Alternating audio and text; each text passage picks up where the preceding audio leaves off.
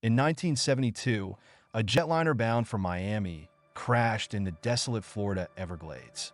It was Flight 401, an L-1011 TriStar carrying 176 souls. As the plane descended in preparation to land, a small indicator light failed to illuminate, making the crew worry that the landing gear was not locked into place.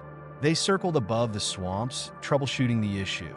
The crew became so fixated on fixing the light that they failed to notice their altitude was steadily dropping. Moments before anyone could react, the jetliner slammed into the dark, murky swamp, breaking apart on impact.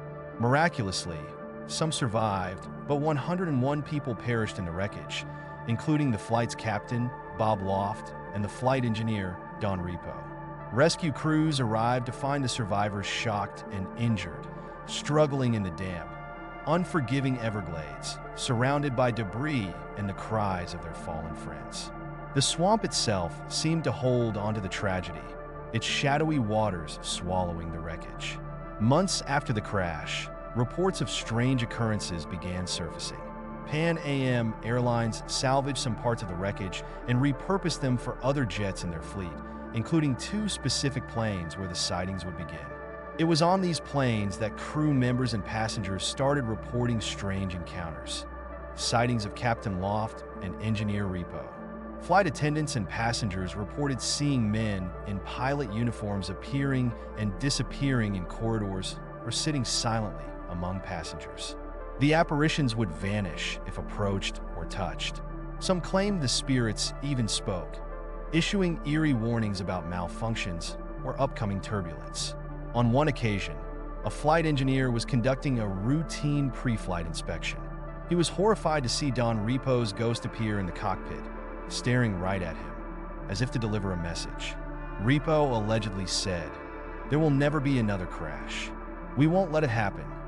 Moments later, the engineer realized a technical malfunction that could have gone unnoticed, one that might have caused a serious incident mid-flight. In another instance, a flight attendant claimed she encountered Captain Loft himself, sitting in the first-class cabin, gazing solemnly at the seat in front of him.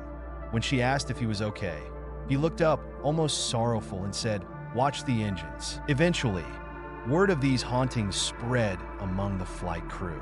Maintenance teams, shaken by the stories, avoided working near the salvage parts.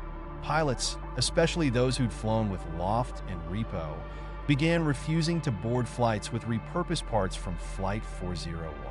Pan Am eventually removed all salvage parts from its fleet, quietly reassigning them or disposing of them entirely.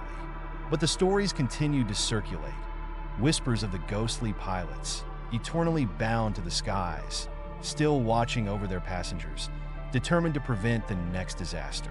To this day, they say that in the dark corridors of certain jets, in the hum of night flights over the Everglades, you might still catch a glimpse of Captain Loft or Engineer Repo, watching, waiting.